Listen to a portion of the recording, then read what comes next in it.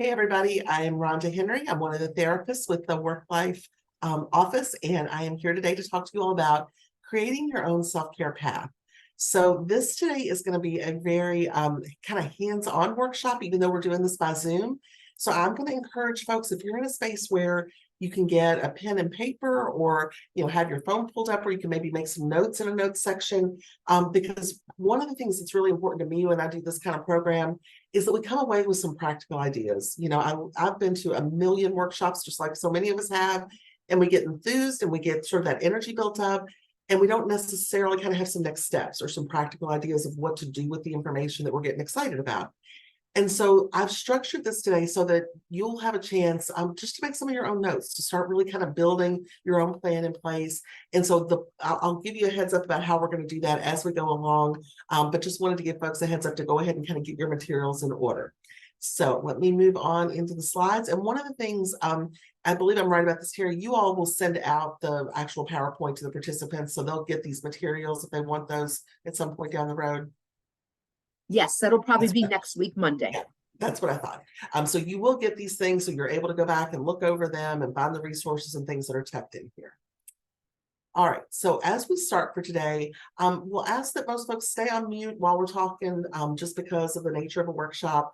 And the work that we'll be doing and kind of writing out some ideas, this is really to build for yourself. So we're not going to be sharing verbally through this, but we will be using the chat box some. So I'm going to have different points along the way where I'm going to ask folks to share, ideas or suggestions in the chat.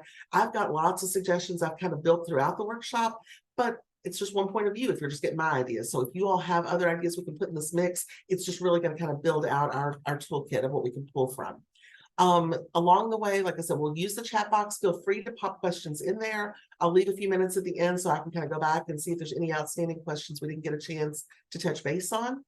Whenever you see that little orange star that's going to be on some of the slides, that's going to be your cue that that's a slide you're going to be making some notes to yourself on. So again, these are not notes that you're writing to have to share out with everybody else, but just to start kind of building your own plan in place. Oops, let me arrange my screen here for just a second. I've got something covering up part of my slide. Part of what we're also going to be doing is talking about what is stress, just in general, what kind of making sure we're all on the same page of what we're talking about here, and understanding what true self-care is, what kind of gets us into that deeper, effective self-care, and how do we sort of build that a plan in place for ourselves. We're going to do some goal setting, kind of figuring out what we want to hone in on, and then you'll leave with some ideas for some next steps of how to actually put these things in place. All right, looks like I got ahead of myself there. So when we're talking about stress, for the purposes of what we're talking about today, I'm using stress as a very broad umbrella term. So stress might be just day-to-day stressors that pop up in our lives. For some folks, they may be struggling with other kind of heavier things like anxiety or depression, OCD, different things that really kind of contribute to that stress. Grief, caregiving, those things definitely can contribute to it. Politics, the world that we live in, all of those things can do that. So when I use that term stress, I'm using it very broadly. So know that for you, that might look a little different, or you might call it something slightly different, but the framework we're talking about will kind of work in all of those situations. So the more stress we feel, the more kind of under pressure we feel, the more we naturally move into that basic sort of survival mode. That is true across people, across situations, and how that shows up for each of us is going to, of course, look slightly different. But things that we know are kind of big themes we see, we become more self-focused. We want things to kind of be dealt with immediately. When we're feeling the pressure of stress, we're wanting that to stop, obviously. And so when we want it to stop, we don't want to sit around and wait for it to stop. We want it gone. We want an immediate solution. We tend to become more reactive. Something happens and we might blow up, or we might get really short or snappy with somebody, or withdraw from a situation. We become less rational. We're not in our space where we're sitting and thinking things through and kind of getting bigger perspective. We tend to get to be reactionary and less rational. We're less open to suggestion. I'll hear a lot of folks kind of get in that space of, yeah, but that's not going to work for me, or yeah, but I don't want to do that. And so we don't necessarily have that openness to thinking about it. Things feel urgent. That sense of time feels just really much more urgent because we're in discomfort. We're in a situation where we don't feel good. We're not feeling right about sort of the balance of things. And we're looking sometimes with some desperation to get out of that. Knowing that, it makes it even more important that we think through things like a self-care plan when we're not in the midst of that crisis, when we have a chance like in this next hour to slow down a little bit and to think through some of these things. Then we can have more flexibility in our thinking. Oops. There we go. So some signs we're out of balance and moving toward balance. I'm not going to read through all of these, but I want you all to take a minute and kind of look over this. As you're looking at these, I want you to notice which of these resonate with you. Again, I'm putting in lots of kind of big general statements, but what do you notice? When you're out of balance, do you notice yourself, feeling some of those physical symptoms, getting a headache, or your body's really tight, upset stomach? Do you find your thoughts go into a more negative space? Do you find yourself feeling more irritable? On this other side as well, when you're moving toward balance, what kinds of things do you notice show up for you? We tend to be kinder to ourselves in our thoughts. We're seeking more connection. That inner voice is a little bit friendlier. We're often a little more rested. We're able to take in that bigger perspective. So notice for you, what are your kind of red flags that things are feeling out of balance? And what are the things that make you feel sort of steadier, that let you know that you're kind of moving in that right direction? I think sometimes we don't think about that part of it. We just think about, oh, when things are bad, this is what it looks like. But I think sometimes if we leave out that goal of what we're moving toward, it's a little harder to figure out when we get there. It's harder to be present to it and to recognize, yeah, like I'm actually feeling pretty creative. I'm able to enjoy these things I'm doing. This feels good to be in a space where this is settled a little bit. And that way we can be kind of attuned to what's actually going on and what we're experiencing. A huge part in our ability to manage kind of our own self-care is our ability to generate and to nurture our own resilience. And resilience is really, it's the piece within us that helps us survive and cope and overcome things, to feel in control when things are difficult, that kind of ability to bounce back. We'll use that phrase a lot for it. It's things that promote that personal well-being. And I think this piece is so important to keep in mind. Resilience is not this trait that we are either inherently born with or without. It's not something that we are just, that is set within us and we don't have control over. It is absolutely something that we can nurture, that we can try to incorporate. We can try to learn more. We can try to sort of strengthen that muscle. And a lot of the things that we talk about in terms of self-care are going to come back to elements of resilience. Because those key components of resilience, a lot of these have to do with, again, our basic well-being. I didn't include this slide in here. Sometimes I'll include a piece about Maslow's hierarchy, but some of you may be familiar with that, because of work or school. And think about that bottom level of Maslow's hierarchy, those basic needs: shelter, sleep, food, rest, connection. If we aren't getting those things, we can't move to those higher levels of self-actualization, enjoyment, creativity, those other pieces we want to move to. And I think sometimes these components of resiliency kind of get brushed aside. Like, yeah, we all know we need sleep. And yeah, I know I should eat better. Like, we get in that kind of headspace and we minimize these things that are such core foundational pieces. It's like if we were building our house and we were like, yeah, whatever kind of wood we use will be fine. Who cares? If the bricks stick together, who cares? We'll deal with that down the road. Well, no, if we don't take care of those basics, it doesn't matter what kind of carpet we put in. It doesn't matter what kind of couch we buy, because our house is falling apart.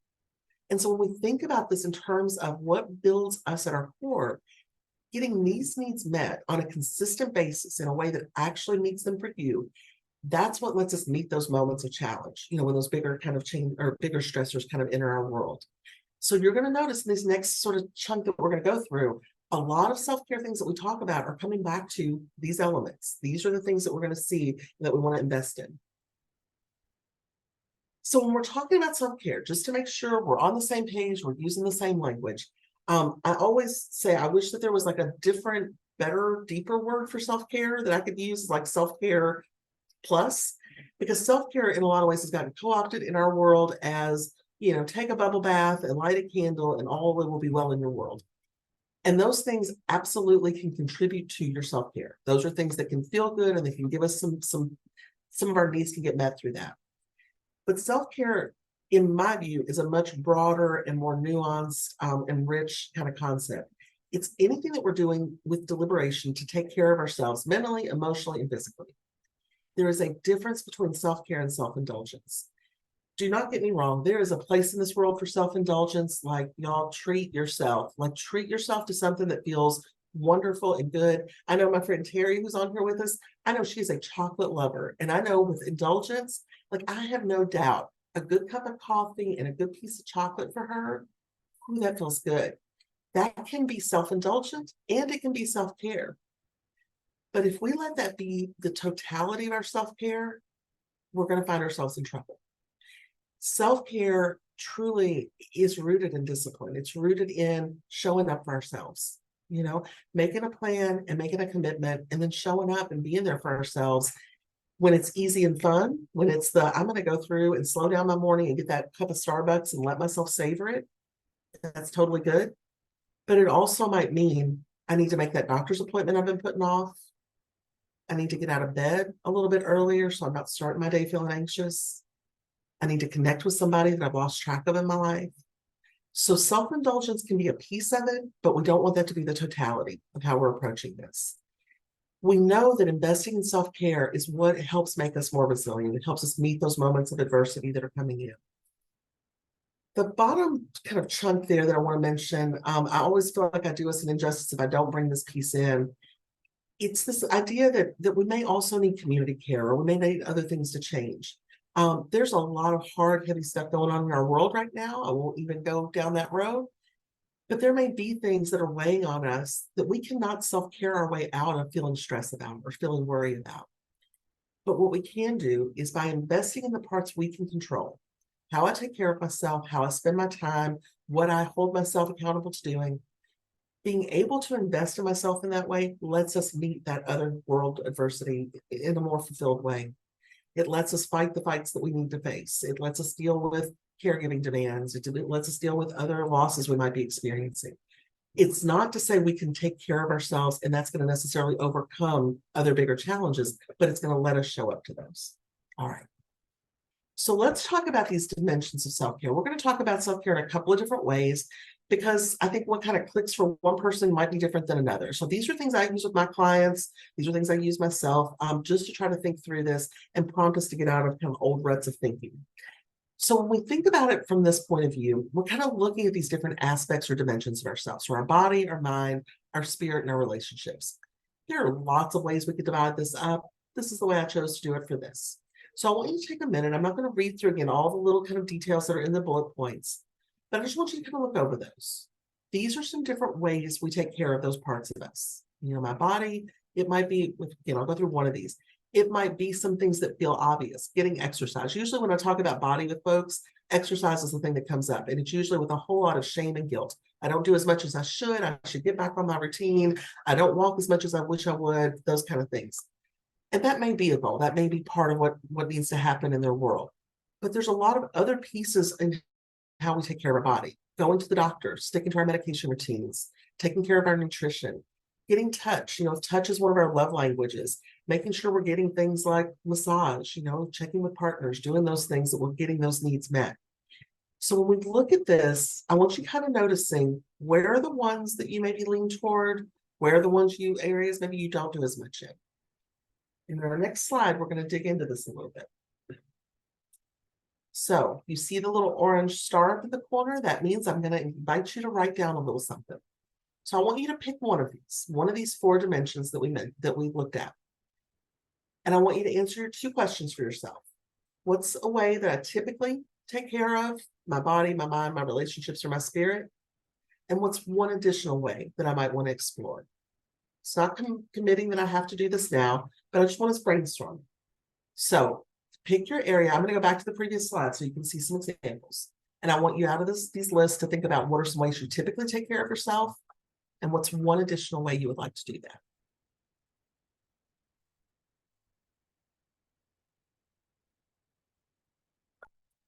And as you're taking a moment to kind of look at those, I would love it if folks added things to the chat. Anytime we're doing some writing, that's a good spot where I may invite you to put ideas in there.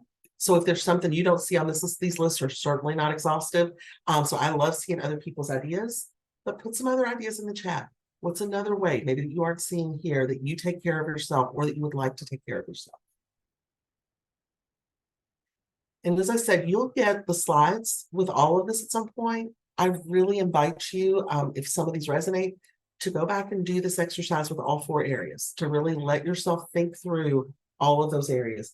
What I find is when we look at these 4 dimensions, folks typically find some of those that they're more comfortable doing things within and that are more sort of accessible.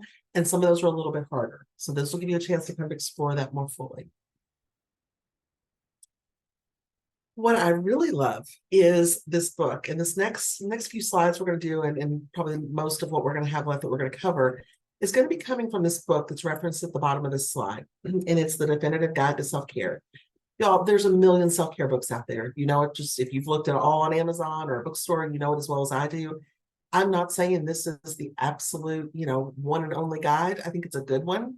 And it's one that I like the way that she sort of breaks that information. So it's the one I'm using.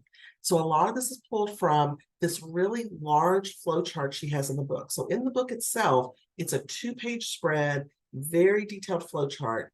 I've pulled out kind of the bones of the beginning for us to do as an activity. So as we look through this, and for some folks, this may feel very overwhelming. I'm a visual person, so I like kind of seeing that graphic on the screen, but it may feel a little overwhelming to look at all of it. So what we're going to do is kind of pull this apart one piece at a time. So initially, we're going to look at this part here on the left. When we're feeling okay, well, let me take a step back. One thing I appreciate about how she breaks this out is it lets us start with the self-assessment of how we're doing. How am I doing? How much energy do I have? What am I drawn toward? And as we answer those questions, that leads us toward what type of self-care I might be needing in that moment. That's what barrier that I see come up a lot for clients that I work with, where they want to do something more, they don't really know how, they don't quite know where to start. And especially when feelings start getting big, when we get more over on that right side of this flow chart, it gets really hard to figure out what can I do for myself when I'm feeling so overwhelmed or I'm really struggling. So for me, it's a way of, again, making this a little more bite-sized. So we're going to take a chunk of this at a time and talk through it. So when we're in this part on the left, this kind of, I'm okay, I'm all right, and I can do something. Let's kind of dig into that one. So this is the same thing. These are the same pieces, just looking different ways. This is the I'm okay, I could do something productive, or I'd like to relax. We're just putting it out here so I can get a little more detail on the screen. So we're feeling mostly all right. I could do something productive. I'd like to relax or have fun. Again, you see the little orange star in the corner, so I'm going to invite you to make yourself a couple of notes here. I'm going to talk through some of the examples on each of these. I'm not going to talk through every one because some are really super straightforward. You don't need me talking about them, but I want to touch base on a couple of the ones that might be a little new to you or a little more confusing. So when we're okay, but we want to do something productive, definitely doing things where we can feel productive. We feel like we're able, we've got that energy, we've got, whether it's physical energy, emotional energy, the time available to us, and we want to do something that gives us that feeling of accomplishment. There's a lot of self-esteem that comes from accomplishment. So that might be a space of organizing. For some folks, it's like, ooh, get me into the linen closet. I'm going to redo that, and it's going to feel so great to have this kind of big accomplishment under my belt today. It might be things like that goal audit, that phrase, that's not a phrase most people are going to use all the time. What I mean by that is you may have bigger, longer term goals you're working on. You may have projects around your house, or you may be going back to school and have bigger things you're kind of working toward. When we're feeling really good and steady, we've got good energy, we're feeling good about things overall, it's a great time to go back in and really think about, okay, where am I with this? Where am I with what I'm wanting to work on? What's a way I want to approach that? Where have I gotten hung up? Because we've got the mental space to be able to do that. If we're more in that space of wanting to relax or have fun, that's a time where we see a lot of hobbies come up, so gardening, painting, being creative, spending time in nature. When I say proactive communication, I know for me, I got a lot of folks in my circle. I don't always have sort of the energy during the week. After I've talked all day to folks, as clients and my friends, I love my mom, but I'm not really ready to chat at night when it comes to that. But come the weekend, that might be where I fall more into the space. That might be where I can then reach out and be able to start that communication or check in with someone. So it's those times when we feel like our tank is full and we're wanting to do something. It's still a good practice to do self-care in those times and to recognize what we're doing. So I want you to think about, again, make a couple of notes to yourself. When you're in an okay headspace and you want to be productive, what hits the bill for you? When you're in an okay, healthy headspace and you're ready to relax or have fun, what fills the bill for you there? And same thing, these are small example lists. When you have other ideas, throw them in the chat, because I think that's one of the barriers I see with folks a lot is self-care has become such a back burner issue. They struggle to even kind of come up with some ideas. So generating ideas, sharing ideas, it's a great space for this. So throw those in the chat as we go along. Let's look at the next one. So if we're doing that self-assessment, going across that orange line at the top, when I'm feeling stressed and overwhelmed, so that's starting to kind of build up. Let's explore that one. So when we're feeling stressed and overwhelmed, that kind of next round of questions that she suggests we ask ourselves are, do we need to get things done, or do we need to get grounded or relax in some way? So I'm going to give you a couple of examples here. And again, notice the little orange star up there. So this is where our wheels should be turning. We're making some notes to ourselves. When I personally feel stressed and overwhelmed, what are some things that appeal to me, or what might I do? So when we go down the route on the left, do we need to get things done? A lot of times that'll show up at work. Like that's the example I'm going to use. We're all connected here because we work at UK, so we know that that's in our lives to some degree. So when we're feeling stressed and overwhelmed, but we don't necessarily have the option of disengaging from that. I've got to get some things done. Yesterday was I'm in my own role. Yesterday was a stressful, super busy day for me. I had to make sure that this PowerPoint was in order and ready and on its way over to Terry before I finished for the day. So when I had to do that, I had to figure out some of these things to take care of myself, because I could have kind of gotten lost just in the overwhelm. You know that feeling. It's almost sort of deer in headlights we can get into, that's sort of frozen in place. So sometimes that's the space of asking for help. Is there something else that I can sort of delegate, or somebody else might be able to step in and help me with? Doing a brain dump, and again, that may not be lingo that you're used to. It's what I use in counseling when I'm talking about making a big list, honestly, just getting it out of my head. What's all the stuff I need to do? Or before I leave today, before this presentation, what absolutely has got to get done? A lot of times what I find with folks is we get in our head in this space of stress and overwhelm. And then it's kind of like a dog chasing its tail in my brain. It's just I go round and round. Yeah, I've got to do this and that and this, and how am I going to get that done? And if I don't kind of focus in, if I don't get a chance to get it out of my brain, I may get kind of lost in that. It really may end up not only eating up time, which doesn't help anything, but also elevating that feeling of stress and overwhelm, because I'm just going around and round. And usually when I'm doing that, this is a whole other presentation, but my body is getting all sort of worked up. My blood pressure's going up. I'm feeling all this physical response as well. If we're able to do some of those things on the left, it's not saying we don't have to get something done. By the end of the day, I had to have this PowerPoint done and over to Terry. But it's ways of keeping us on track. Sometimes looking at our done list, I'll encourage clients even to look back at the end of their day when they start feeling overwhelmed, like I just didn't make any progress today. Look at your sent emails. Just give yourself a second, pull it up before you log off for the day and notice, oh yeah, like I actually did get a bunch of stuff off my list, or I really did knock out a few of those things that I've been putting off. Sometimes we have to go on that do not disturb. And I know that can be really difficult for folks. Before this position, I used to always supervise folks. I had teams of people, and it was really, really important to me and my values to have my door open, to be able to be accessible to people, come in, ask me questions, let me know if you need me. But sometimes what they needed from me as a leader was I needed to shut the door and write the grant. I needed to shut the door and get the budget finished. And so knowing at different times when it's time to switch gears, do I need to put that sign on my door? Knock if it's important, but I'm working quietly. Or, do not disturb until 3 o'clock. Communicating with your folks, but it gives you some control. It sets a boundary there. Sometimes it's unplugging, so we need to focus and get things done. Does my cell phone need to go into my purse? Do I need to, again, turn off my email as opposed to having it sort of dinging on my second screen? When we're looking at that stress and overwhelm, but we're not so much in a productive headspace, or not a headspace, a productive requirement of us. If we're wanting to shift more into that getting grounded or relaxed, that's when we look at some of these other activities that we might more traditionally think of as self-care. We don't always think about putting the do not disturb sign on our door as part of our self-care, but let me tell you, it is. Setting a limit, communicating our needs to people, that is good self-care. The list on the right around getting grounded and relaxing, I think those are a little more self-explanatory. We understand, we know what we mean. We're talking about breathing. I'm talking about doing some structured breathing, really sitting and trying to bring that blood pressure down, taking a break, doing some hobby things. It's a place where, again, list making, getting some things out of our head can help. Even being aware of our self-talk.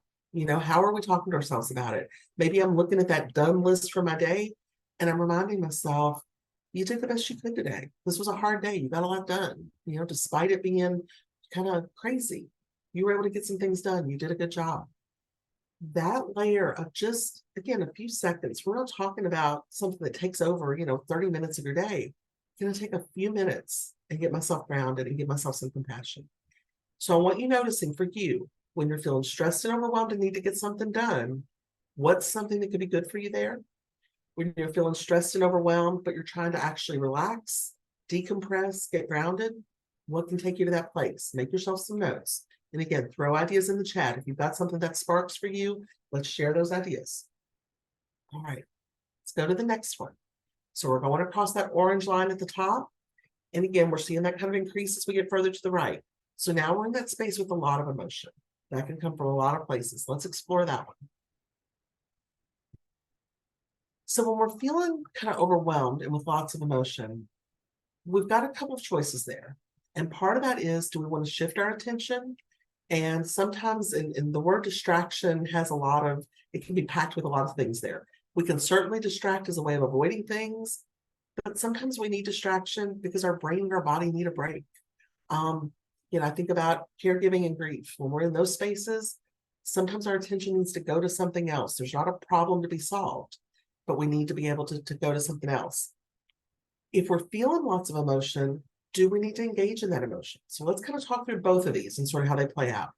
So if we're in a space where we're wanting to shift attention, that might come up for lots of reasons. If we're dealing with grief and loss in our life, if we're coming to work and we're needing to focus in on something, I may not always be able to kind of sit and process that emotion in that time or in that space. I may need to do some other things so that I'm able to shift my head out of that. If we're wanting to shift attention, again, these I don't think take a ton of explanation. I'm not going to go through all the ones in the darker blue box. I think those are more self-explanatory. Think about those dimensions of resiliency we talked about. We have creativity in here, we have nutrition, we have things to get our brain working a little bit, things to calm us down a little bit. When we're wanting to engage with emotion, I think this one is one where I want to speak a little bit more to some of these. Sometimes when we're feeling that overwhelm, it's because that emotion is in there and we're not really processing it. Sometimes we're avoiding it.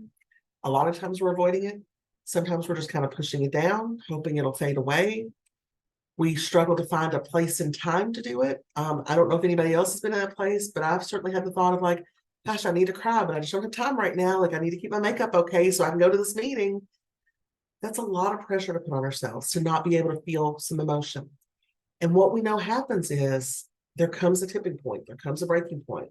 I can push it down for a while and I can push it down, to get through some stuff in a surge way. Can I get through a meeting? Can I get through a workday? Probably.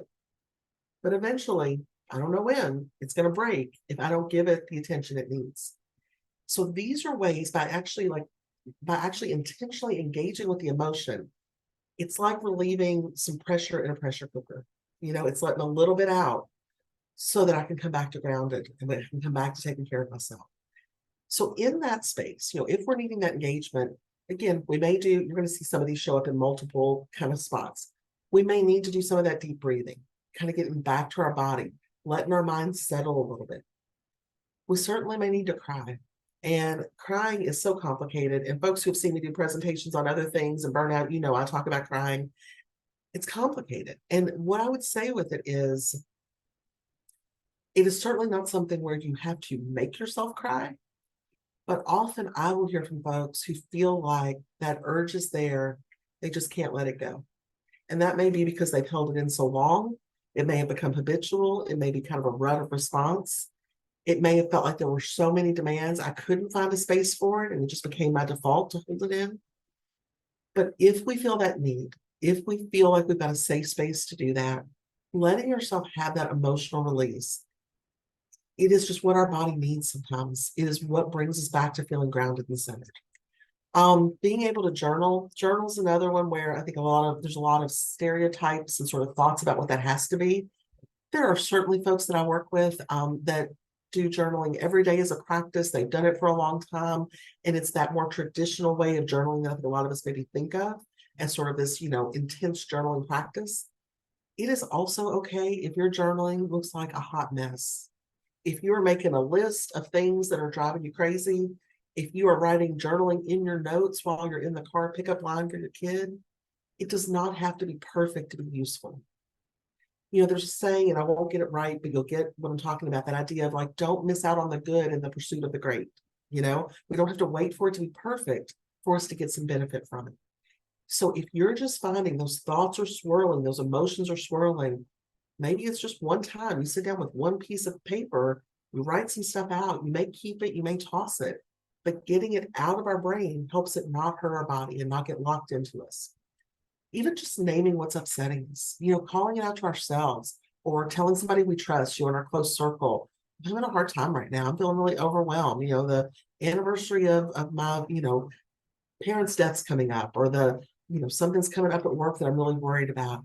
Just being able to give words to it, to acknowledge it, it is amazing how powerful that can be in just letting some of those things settle. There's a colloquialism within therapy about if you can name it, you can tame it. If we can know what it is we're talking about, then we can start to get a handle on it. Just letting it out. I think a lot of these are kind of in that vein, but sometimes letting it out, I'm typically a kind of calm, chill person. Sometimes I need to do my version of like yelling at the sky. Sometimes it needs to get loud, and I need to have something where I can express frustration, sadness, irritability, whatever that emotion is that's kind of churning in our gut. Letting ourselves talk about our feelings, going to therapy if that's part of what we need. So same thing, we've got the orange star here. I hope you've made a note of some things if you're wanting to shift attention when you're feeling a lot of emotion, what's a good go-to for you? And if you're wanting to engage that emotion, what gets you there? What helps you actually process that? And again, as always, put some ideas in the chat if you've got other ones. So now let's look at the end of that kind of far right end of the continuum, when we're really struggling, when we're in that just space of big, big overwhelm. So when we're in that space of just sort of feeling at our lowest, just really feeling pretty awful. I like the question of how much effort do you have to give to something? Because I think that's a point at a crossroads where I find a lot of folks get really overwhelmed and kind of immobilized by guilt and shame. Why can't I just fill in the blank? Why can't I just do this the way my friend does this? Why can't I just get it together and get out of bed? Why can't I just go get in the shower? When we are really, really in a depth of struggle, being able to just treat ourselves with some kindness. And to me, that's what I hope in these questions, in this sort of orange level and kind of turquoise level, I feel those as self-compassion questions. It's acknowledging I'm struggling. Do I have energy for something? Do I not? Even when we have that as little as possible energy, there are still some passive or softer self-care things that we can try. Asking for help, and boy, it's a hard one. All of these can be a challenge when we're really in that depth of struggle. But being able to acknowledge, having that trusted person that I can just say, I'm struggling. My goal today is just trying to get out of bed. My goal today is seeing if I can make it out to run to the grocery or to get gas for the car. Being able to put some words to it and knowing who can help meet us with compassion, who's not going to feed into shame, who's not going to call us out, or roll their eyes or laugh or brush us off, but who's going to be able to say, I'm sorry you're struggling. Let me know. I know you can do this. Let me know. How's it going? Let me do this with you. They can offer that help. Those basics of self-care. Remember those dimensions of resilience. So you're going to see pieces here. They're going to feed into things like nutrition and rest. Often what we find is our motivation comes on the other side of doing something. And that is, y'all, that's a hard truth. And it's one that I want to fight against. And it's a hard truth that we know is there. And a lot of times when I work with clients on this, it's how can we make the thing we're doing so tiny, make it so tiny that we've got our best chance of getting something under our belt where, yeah, at least I was able to do this. I was able to change into fresh clothes. I was able to take my medication that I was supposed to. I didn't skip that again today. I was able to talk to myself with some self-compassion. You're figuring this out. Reach out to so-and-so. They'll understand. They'll support you. Even just basic touch. It's a place where, whether that's with a pet, a partner, it's a place where weighted blankets can be useful. Things where our body is just getting some different sensation. If we're able to maybe do a little more, I'm not feeling great, but I might could do a little something. That might be the space where we're going and getting in the shower, or we're finding some food for ourselves. Again, think of those basics of resilience, because we know if we're investing in that resilience, that's going to help us get a little further along. That's going to help that the next time I'm thinking about this, later that day or the next day or the next week, instead of being in really awful, I might be in that one better spot. Change an environment. That might look like not staying in your bedroom all day. For some folks, when their day off comes, they'll tell me, I just can't leave my room. I just can't even make myself go to the kitchen or look at the living room. Maybe that's the start. Okay, I don't have to do everything, but can I just exist in that room instead of this room? Because then we get unstuck. Letting ourselves talk about indulgence. This is maybe a place for some of that indulgence. If it's the food piece, here's a good kind of example. So maybe you're feeling like, okay, I know I need to eat something. I haven't eaten today, and I know that's going to help me feel a little better, and I'm going to feel steadier.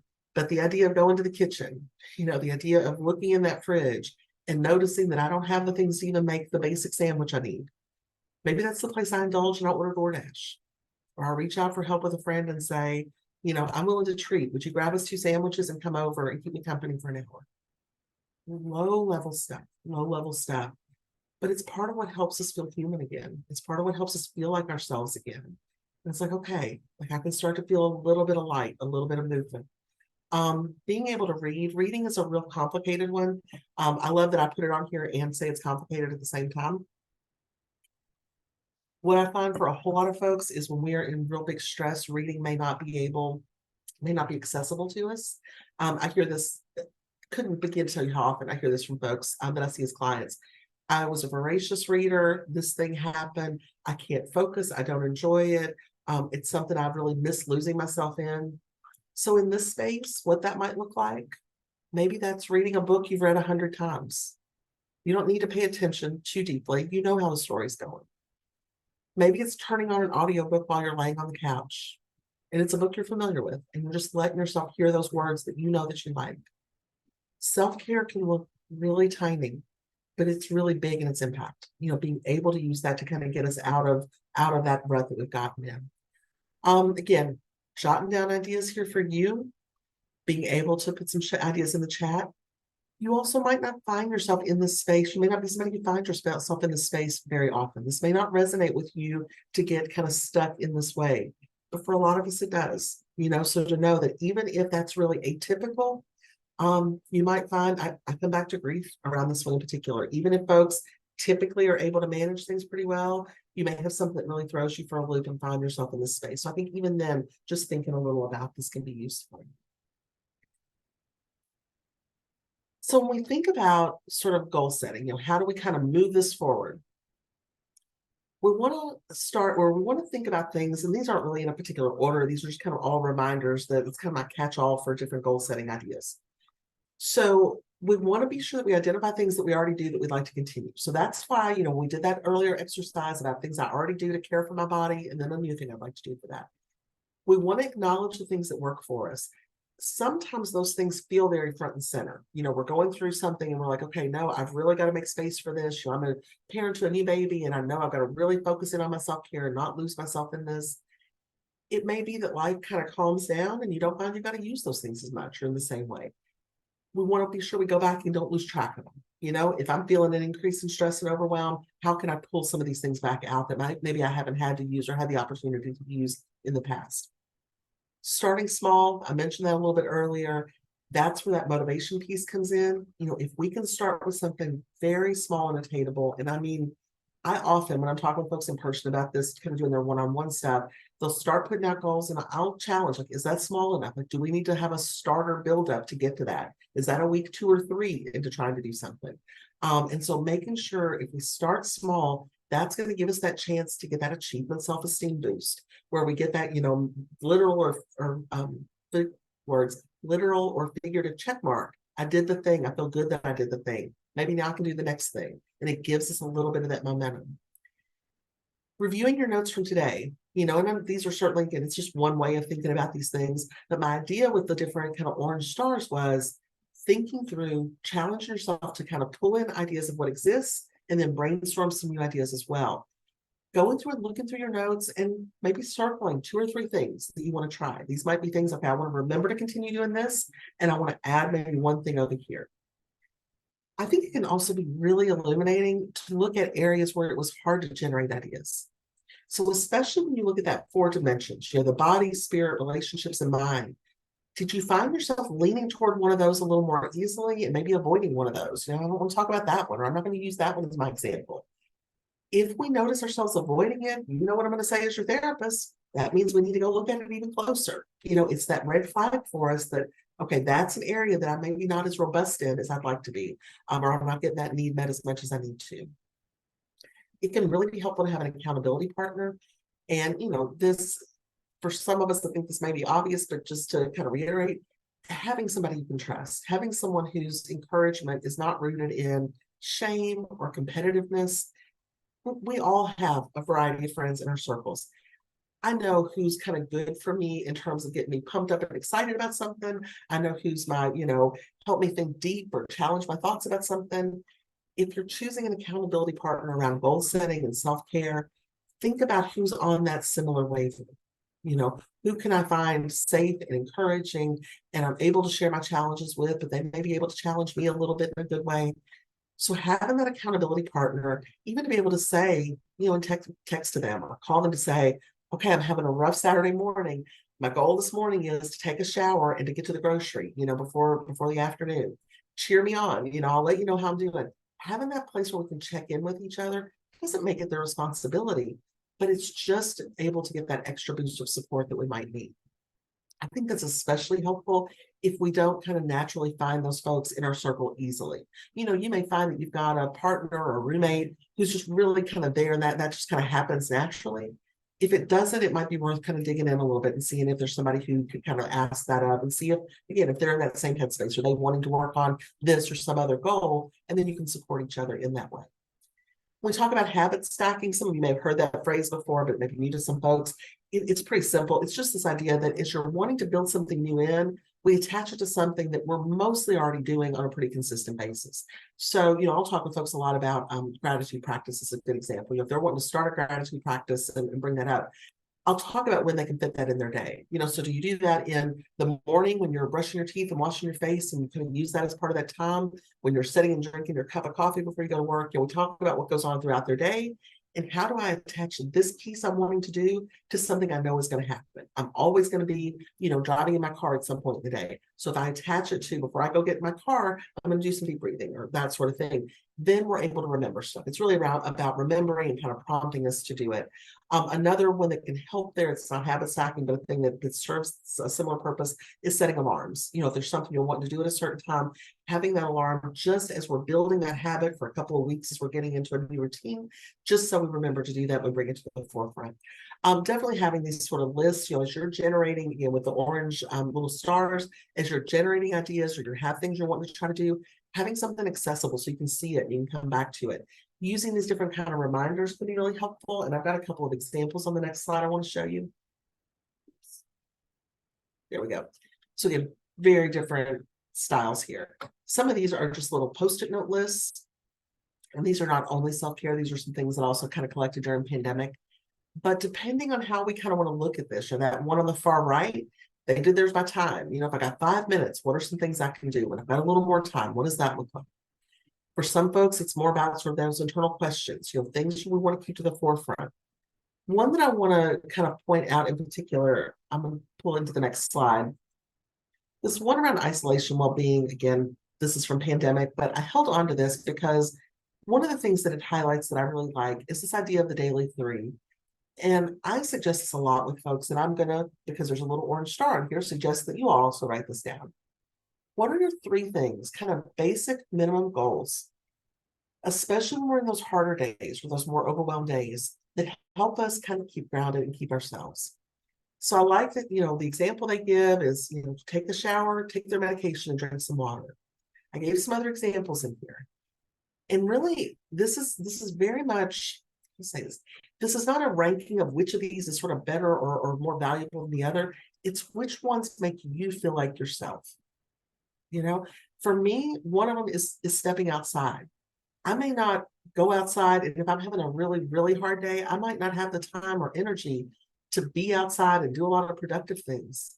So my being outside is literally, can I just go stand on my front porch for about 10 minutes and just breathe and look at the trees and just get that chance to be out of the rut of sitting in a chair or doing what I've been doing?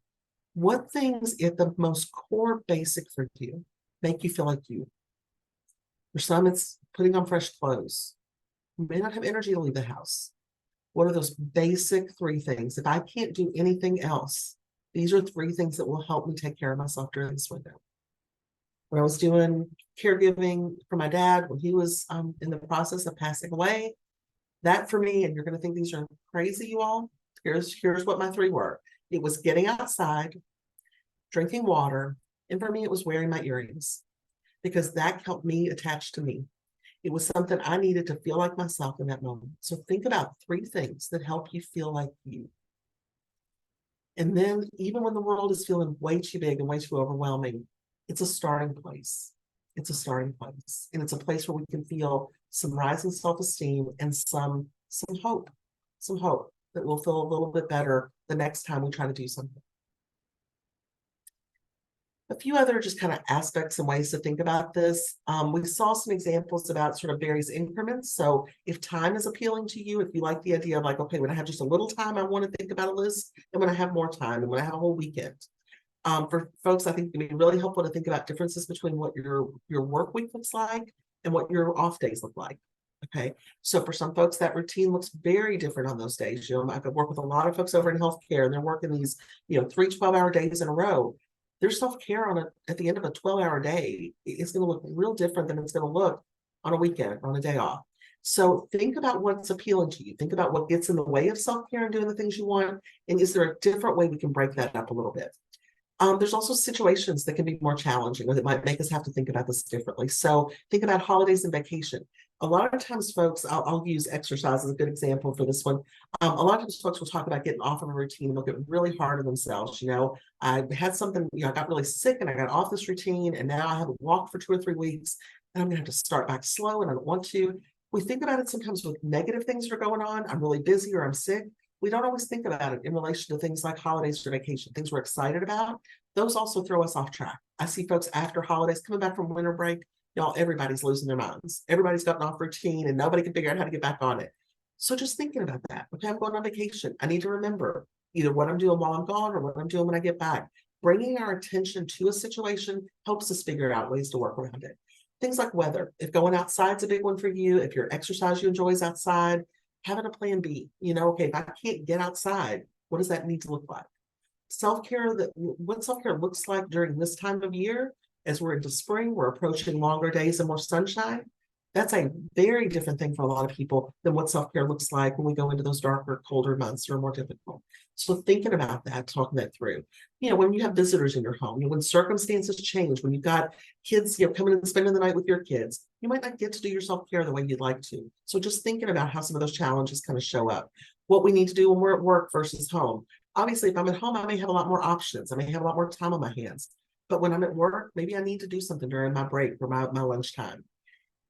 Thinking about some of the limitations, certainly we know that some things come with a monetary kind of cost to them, depending on what it is. Some things can kind of strain our physical abilities. We can get really frustrated if we're not able to do something the way we'd like to, or the way we used to. So being able to meet those challenges and thinking about things outside the box a little bit. I think especially if you're finding yourself kind of running into some of those barriers where, I've got the desire to do this, but I just cannot figure out how to put all the parts together. It can be like a little bit of a puzzle you're trying to assemble. That's a good time to come talk to somebody like me, come talk to me or talk to one of the health coaches within health and wellness. Talk through that habit building and really, again, we can really focus in on how do we actually do that with this circumstance or with this limitation that's going on. Sometimes it's going to involve learning new skills or trying out new things.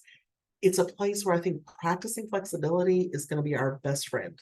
Being willing to change because our needs are going to change. What I need in this moment looks very different than what I might have needed 6 months ago or a month from now. And sometimes our opportunities are going to change. Again, external things like weather and resources, internal things like injuries or health. If my own health is struggling, I may not be able to do things the way that I'd like to. So we have to be able to have that flexibility to meet those moments. All right, y'all. These are my colleagues. So you see me and my 3 other full-time therapists here. We are available to all UK employees as well as sponsored dependents. If you see that little QR code that's down there, again, you'll be getting this. If you want to look at that now, you can pull your phone up and turn the camera on and it'll capture that. That'll take you to our website. It'll have a choice there of choose a therapist and you can choose one of us. We've also got some contract folks. Folks that, as part of our benefits, you get five free mental health sessions per year. Those are fully confidential. Those are not going to become part of your personnel record. Supervisors can't see this stuff. It doesn't connect to your health records. You're going to be seeing us. Your information is only going to be seen by us. But it's a space where, again, coming in for one session or coming in for ongoing support is appropriate. So I'm going to go off of share because I know we're kind of at the end of our time. We're getting there, and see if we have any questions. So any comments or questions anybody's got? And Terry, I include you in that if there's any other pieces that sparked for you that you want to mention or ask about.